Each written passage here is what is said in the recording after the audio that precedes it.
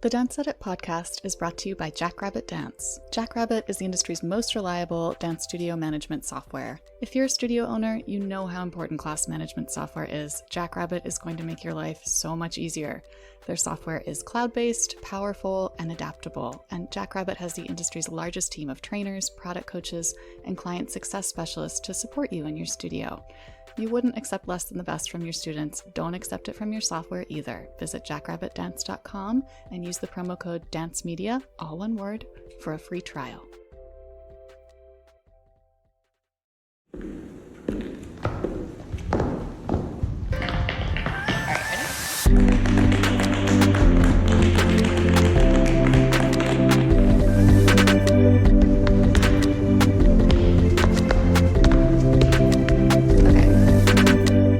Hi Dance friends, and welcome to the Dance Edit podcast. I'm Margaret Fuhrer.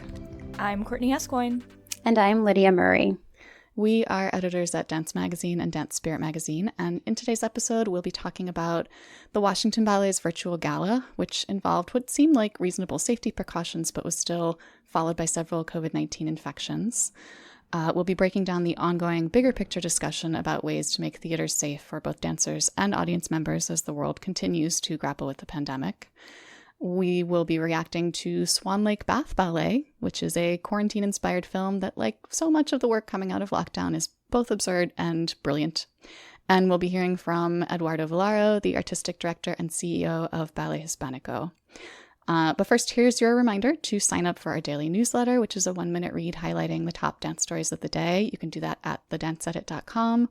And also be sure to follow us on Instagram at the.dance.edit and Twitter at dance_edit. And of course, to not just listen, but also subscribe to this very podcast on your listening platform of choice. And that sounds like a lot of homework, but it's not actually homework, I promise. These are all things that will spark joy if we do our jobs properly. Okay, housekeeping done. So we're going to start things off as usual with a dance headline rundown because there were quite a few newsworthy stories this past week that deserve a mention here. So Courtney, can you start us off? Sure thing. So at Ballet Memphis, Gretchen Wallert-McLennan has been appointed president and CEO, making her the first Black person to be hired to the position. She danced at the school and in the junior company and previously served as chairman of the board from 2014 to 2017. Also, I just want to say that as thrilled as I am about this news, and I'm so happy for her, I am a little bit concerned about the fact that they're appointing the first Black president and CEO during a pandemic and during one of the most challenging times for dance. I'm afraid that there could be a bit of potential for this to be a glass cliff situation, but I hope that is not the case, and I'm really excited to see what happens. Retweet. The grassroots campaign #ArtsHero is asking Americans who work in the arts to urge their senators to pass emergency arts relief legislation by August 1st. We will link to information about the Arts Hero campaign in our episode description, so you can participate. Meanwhile, in Russia, the Mariinsky Theater is open once again, and the ballet was on stage for the first time in over 3 months last week with a gala-style program. Attendance was limited to 1,000 patrons, seated in a chessboard pattern, and they were all required to wear masks. And there is a new petition to rename Broadway's Longacre Theater in honor of Nick Cordero, and it has earned over 33,000 signatures. New York City Center announced programming for its Live at Home series. It'll include a weekly performance series by Ayodele Cassell, who BT dubs is on the cover of Dance Magazine's August issue. There's also a 5-part series called Great American Ballerinas, which will showcase the likes of Tyler Peck, Misty Copeland, and Sarah Mearns. And it is the end of an era on Dancing with the Stars. Tom Bergeron and Erin Andrews are leaving the show after 15 years and 6 years respectively. And in a plot twist that I did not see coming, their replacement will be Tyra Banks, and she will also be co-executive producing the show. She's been getting more active in the dance world lately. She recently collaborated with Michaela Taylor on Model Land, which is her experiential attraction. So it'll be interesting to see what she does as the new host. Yeah, which Tyra energy are we going to get on Dancing with the Stars? Or are we going to get all the Tyra energies? Stay tuned. The Academy of Motion Picture Arts and Sciences officially ruled that the Hamilton film will not be eligible for the Oscars, unsurprising since there's been a rule barring filmed stage productions from eligibility since 1997. However, #HamelFilm is likely behind the recent spike in traffic at various theater streaming sites. But again, if Lin-Manuel Miranda wants that EGOT, he's gonna have to wait for it. Wait for it. Sorry. Not sorry.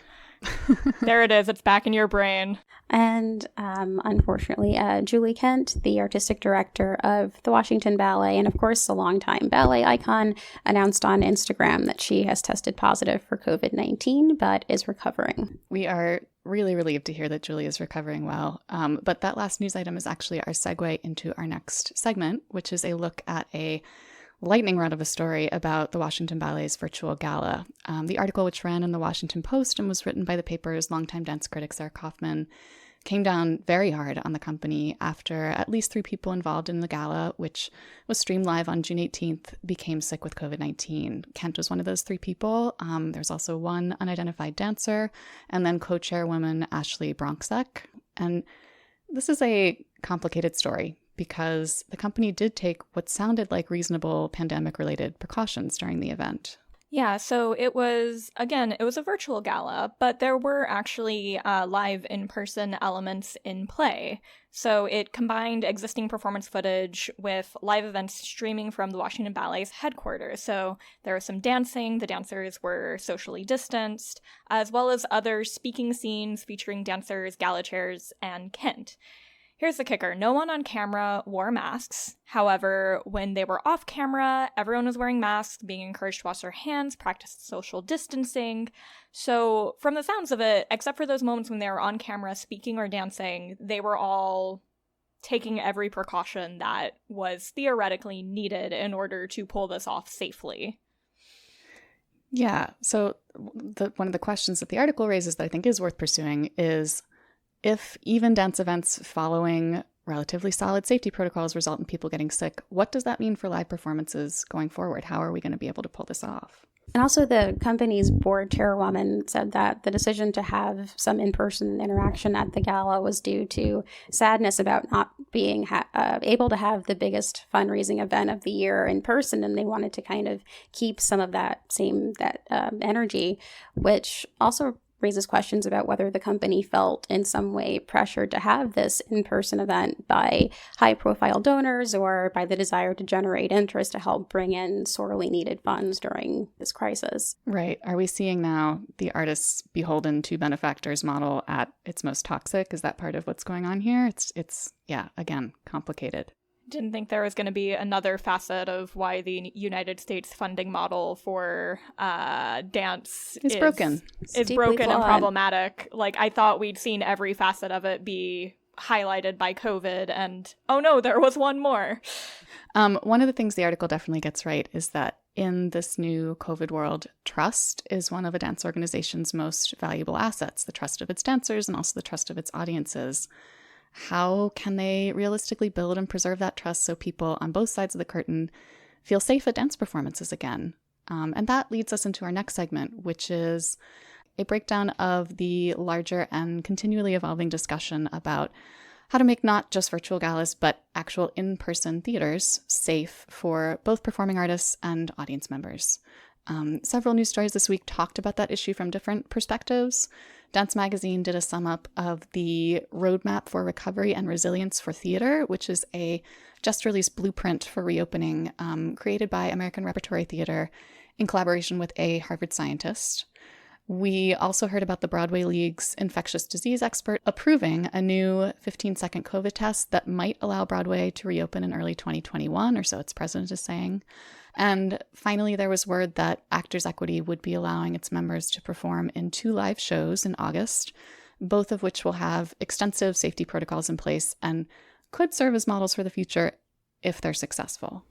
So last summer, the director of American Repertory Theater, Diane Paulus, began working with Joseph Allen, who's an assistant professor of exposure assessment science at the H.T. Chan School of Public Health at Harvard. And he's also the head of Harvard's Healthy Buildings program. And their goal was to design a safe, healthy theater. So by the time COVID hit, they were able to publish their findings in an online blueprint. And some of the highlights were the importance of improving ventilation and filtration, reducing touch, creating physical barriers, things like reevaluating restrooms to prevent long lines, keeping maintenance staff safe, and maintaining moderate humidity. And I think it's important to note that this document is still being updated. They're planning to include future editions with considerations for rehearsal and production because, as you might have heard from that list, that is largely focusing on the house side of things as opposed to the backstage side of things. But kind of related to that, the Broadway League president, Charlotte St. Martin, is starting to feel cautiously optimistic about Broadway being back in 2021 thanks to the Broadway League's infectious diseases expert approving a 15-second quick test for COVID-19 that will be available to actors and crew members. Now, again, this is still very early days, still making sure that this is going to make sense, but it is a good sign that there is thought being put into safety of performers and crew members backstage. Another thing was she was saying that older Broadway houses are going to receive updates to their HVAC systems before reopening to improve air filtration, as Lydia noted. And Actors Equity recently approved 2 live shows in the Berkshires.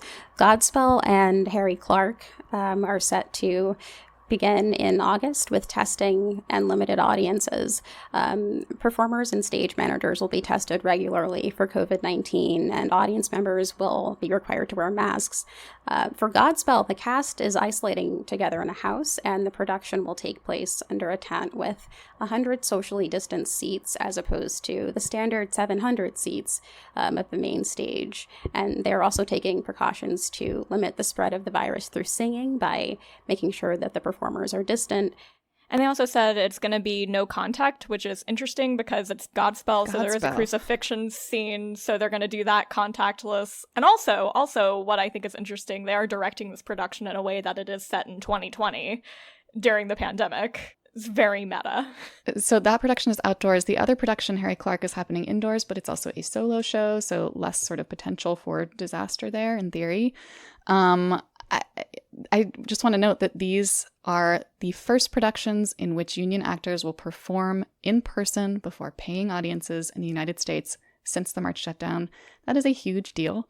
And it's kind of encouraging to see that the union seems to have taken the lead in terms of the extensive safety requirements happening at these shows. It's a reminder that unions are going to be important voices in future conversations about restarting live performances, at least those involving union artists and crew members. It does make me at least feel a little bit better about the safety of the people on stage whose needs are all too frequently put behind those of audience members. At least they have unions in their corner fighting for their rights. But then there's also the question of, despite all of these safety measures, despite the best intentions, will these events end up becoming spreader events like the virtual gala? What lessons are we actually going to be learning from them? There's so much that remains to be seen. Yes, in the New York Times story about this, the artistic directors leading both productions said that they couldn't really make peace with the summer without live performance in the Berkshires because it's so important to that region's economy, which gives me some pause, kind of in the same vein as the Washington Ballet story. I just hope that these productions are able to be as safe as possible and that this will ultimately be, a good decision. Well, and I think, perfect frankness, a lot of what we're seeing in the United States right now is economic decisions taking precedent over public health. Mm-hmm. And which is why, as you said, Margaret, the fact that there are unions representing the artists in these cases is an encouraging thing because we don't want to have to lose anyone else, and we don't want to have to set back theaters further by reopening and then having to shut down again. Because no one benefits that way, and we super don't want that to happen at the expense of artists. So in our fourth segment, we'd like to lighten the tone a little bit because we need it. So let's talk for a couple of happy minutes about Swan Lake Bath Ballet, which is a short film that came out this week. And on the surface, and as I was writing this little introduction, I realized, I just punned without even intending to. On the surface, Didn't least. you, Margaret?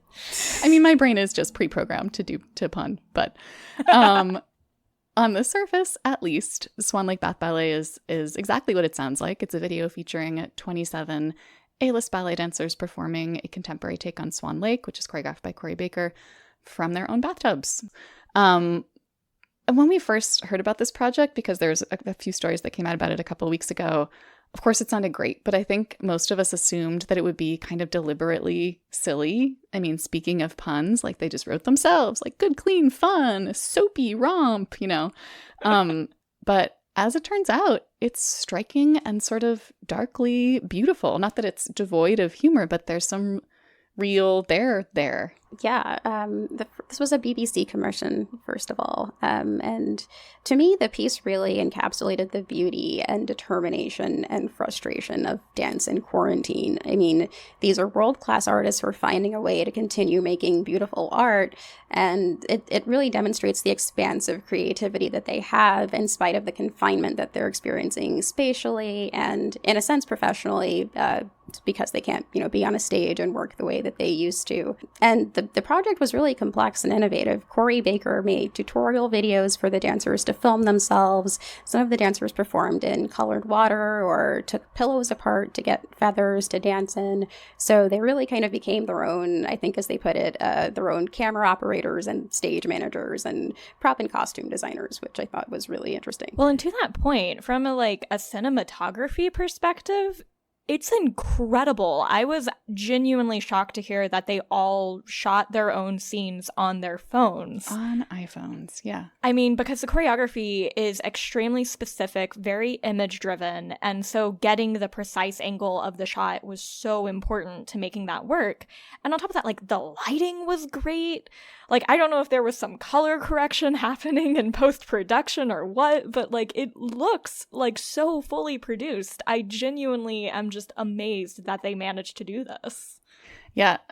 I love, there's a quote in the Guardian article that came out about it that Corey said when he was rehearsing the dancers over Zoom, initially he was working from his kitchen, and then he realized that no, he actually had to go into his bathroom and sit on the toilet because otherwise his movements would start to get too expansive. This is just the whole behind the scenes process sounds so incredible. And the result, it's a little bit Matthew Bourne, a little bit, actually more than a little bit, Pina Bausch, even a little the wet hair flinging. Oh, flinging. Yes. Yeah. So much wet hair flinging.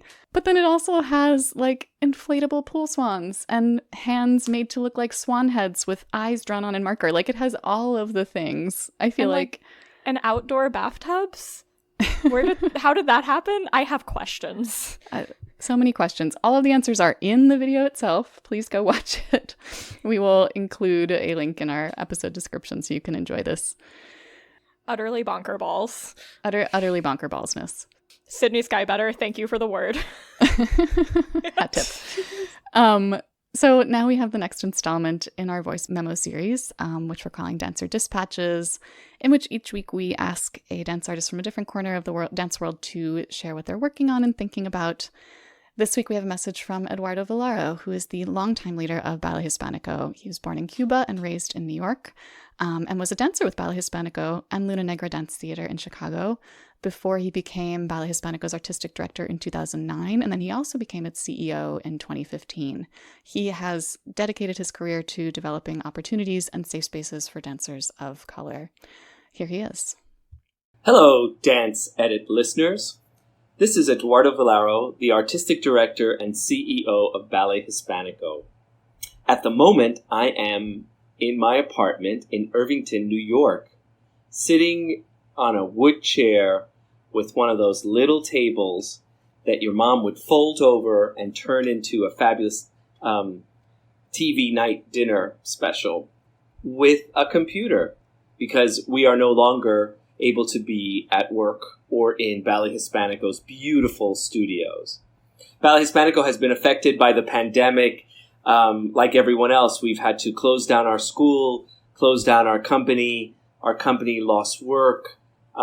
We are down to a skeleton of a company to keep our programs going virtually.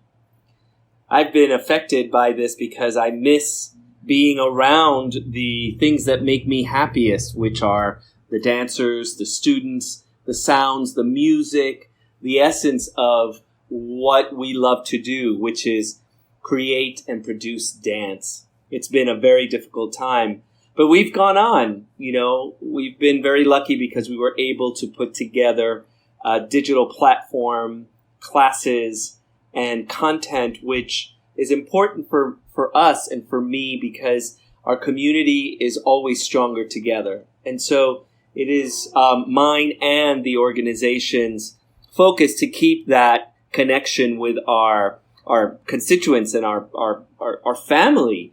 We hope to be back sometime, but right now it's really hard. It's really hard dealing with this pandemic in so many ways. As an immigrant to this country from Cuba, I am so proud to be an American and so proud that this country took me and my family in when we needed another home, when we were running from our own oppression. But watching this country deal with this pandemic has been difficult. And difficult because people are dying. And we have people and leaders who want to push aside our elderly, our people of color, and poor just for the sake of being able to have brunch outdoors or indoors, which I think is utterly ridiculous. Or not to, or they want the ability to be not temporarily bothered by the use of a mask. So even though this is very difficult and dealing with this conundrum, I am really even more committed to making sure dance has a platform and a place in our society, because one of the things I've seen is that online families have become even more active in dance. I see parents in TikTok dance with their children. I see a commitment again to moving together. And I think that's a democratization of dance, which is so important because we have such issues in dance, as we all know. And it is so beautiful to see that there are these artists that are pushing the field even further because of connection, because of having that artistic voice seen, whether it be in a living room or outdoors in a garden or on a beach or in a water or somewhere solitary. This is not about social distancing, this pandemic, and it has been about human distancing. And the arts are the only way to continue that human connection.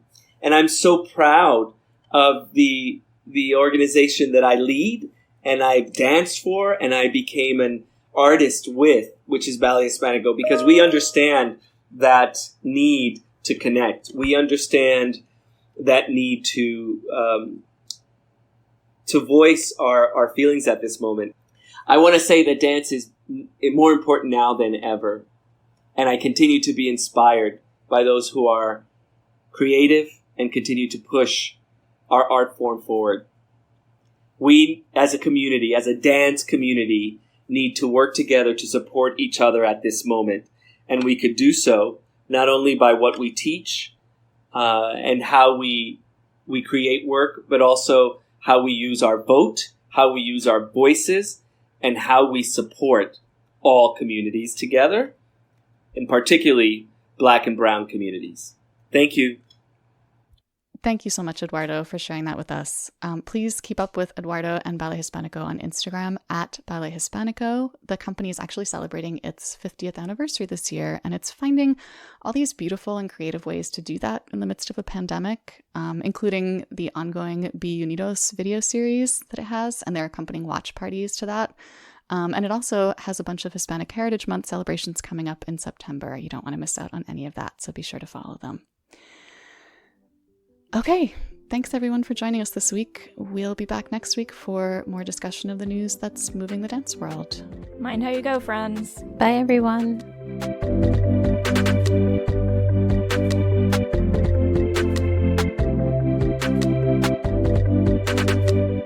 The Dance Edit podcast is a product of Dance Media, publisher of Dance Magazine, Dance Spirit, Point, Dance Teacher, Dance Business Weekly, and the Dance Edit newsletter. Our hosts are Courtney Escoyne, Margaret Fuhrer, Lydia Murray, and Cadence Neenan. Our music is by Celestine, with special thanks to Broadway Dance Center for helping us record those footfall sounds. Find out more about the Dance Edit and subscribe to our daily newsletter at thedanceedit.com.